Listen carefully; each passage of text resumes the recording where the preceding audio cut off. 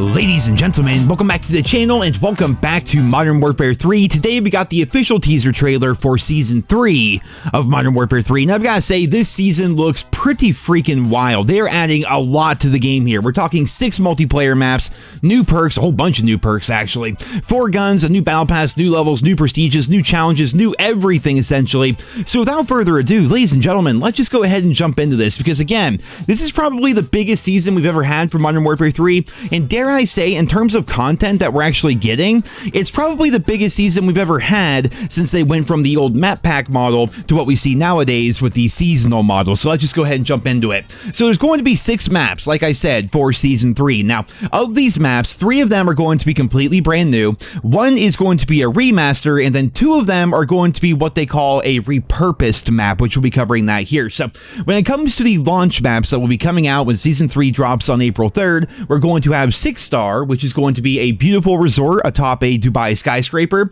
We're then going to have Emergency, another brand new map, which is going to be a military facility on the top of a remote mountain range. And then we're going to have Grow House, which is going to be a remaster of the map Sphere from Call of Duty Vanguard. Now that's just going to be what we have right there on day 1 for Season 3. And then when we get Season 3 Reloaded, we're going to get Tanked, which is what they call a repurposed map. Those of you who play Warzone will know this is the zoo area of the Vondel Warzone map condensed down for multiplayer. Honestly, I'm okay with this concept. Some people call it lazy, they call it recycling, repurposing, or whatever, but they straight up called it a repurposed map. Basically what they're doing is they thought to themselves, you know, this area here could be fun for a multiplayer map. Why not make it a multiplayer map and just throw it in with all the other maps that they're releasing for Season 3? Honestly, I'm pretty cool with that concept. The next map we have is going to be called Checkpoint, which is again another repurposed map. It's going to be the stronghold area of Rebirth Island condensed down into a normal 6v6 multiplayer map. And then finally we have Grime, which is going to be a completely original map. It's going to be set in a London canal in sort of a slummy area of the city. So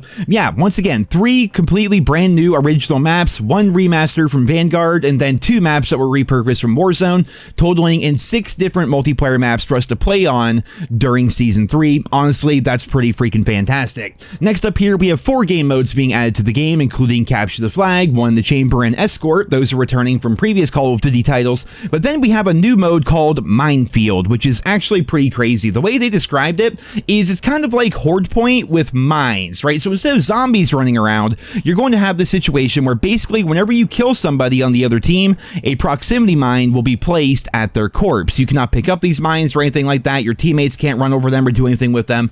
But if an enemy player runs into that mine, it will explode. So anytime somebody dies, a mine drops that is lethal for your team. That sounds kind of crazy, kind of gimmicky. I don't think it's gonna be the best game mode in the world, but it sounds interesting, and I'll definitely give it a go when it launches with Season 3. Next up here, we have the new perks that are going to be added to the game. We have the Gunslinger Vest, which is going to allow you to overkill secondary weapons, if that's something you would like to do. We have the Modular Assault Rig, which is going to give you maximum starting ammo and allow you to resupply your lethals and tacticals from dead players. And then the one that everybody's hyped for, the Compression Carrier. Basically, this is going to be the return of Quick Fix, something we have all been asking for since the beta.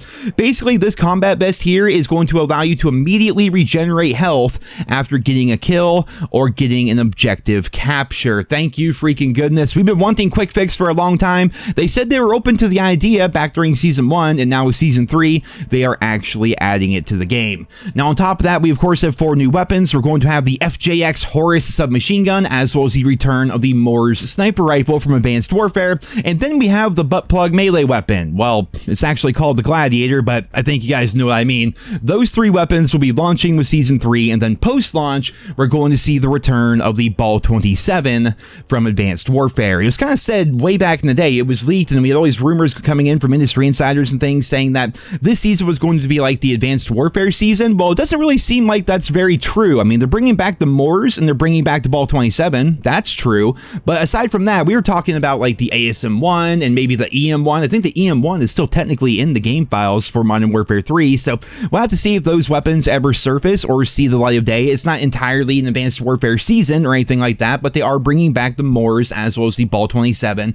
And then on top of that, as with every new season, we're going to have new aftermarket parts, now including some aftermarket parts from Modern Warfare 2. So it's not just going to be limited to Modern Warfare 3 weapons, and one of those Modern Warfare 2 aftermarket parts is going to allow us to recreate the infamous akimbo models from the original Modern Warfare 2. That is going to be pretty damn silly. Now, if we just check out the roadmap here, there is a lot when it comes to Season 3, honestly. You have Rebirth Island. Rebirth Island is going to have variable times of day, which is freaking awesome. There's going to be ranked play on Rebirth. There's new things coming to zombies. Like, there's a lot happening here with Season 3, honestly. I would argue this is probably the biggest season we've ever had in the Warzone era. I would really have to go back and check every single roadmap from every single season of every single COD since 2019, but just on paper, like from memory, this is probably the biggest season we've ever had, and it kind of goes back to what I was talking about in previous videos.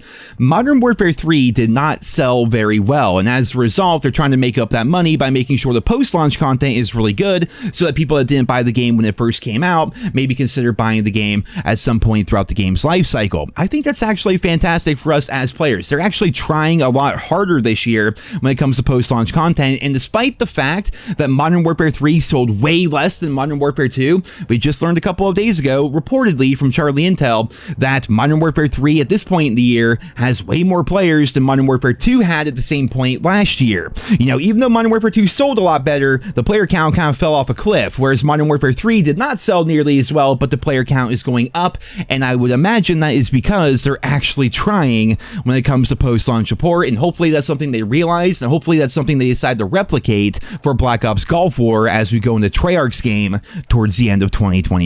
But ladies and gentlemen, that is pretty much all for this video here today. That is a lot of content being added to Modern Warfare 3 with Season 3, and I'm interested to hear what you guys think about it down there in the comments. This may be the biggest season we've ever had in the Warzone era of COD. I'm interested to see the overall reception and the feedback and how good the content is actually going to be once we get our hands on it on April 3rd. And of course, look forward to a full review of all the content and the updates and everything like that when the season comes out on April 3rd. And I suppose one final thing I should mention here towards the end of the video, yes, post-launch content so far from Modern Warfare 3 has been eons better than what we've had in recent games, but do you also think that the increased player count is possibly due to the fact that Sledgehammer Games was listening to the player base with Modern Warfare 3 since the beginning of the game? Things like the mini-map coming back, things like Dead Silence coming back, hell, bringing in things like Quick Fix just because players wanted it. That kind of feedback, along with the post-launch support, is making Modern Warfare 3 a much better game, and I truly do hope that Activision understands that, and again, I truly hope that Treyarch is paying attention to this as they're preparing for the launch of Black Ops Gulf War, as well as, of course, the post-launch support for that game. So, as always, I guess we're going to have to wait and see how things play out, but ladies and gentlemen, that is pretty much it for this video here today. I hope you enjoyed it. Leave your thoughts and feedback down there in the comments. Thank you all so much for listening, and I hope you guys all have a wonderful day.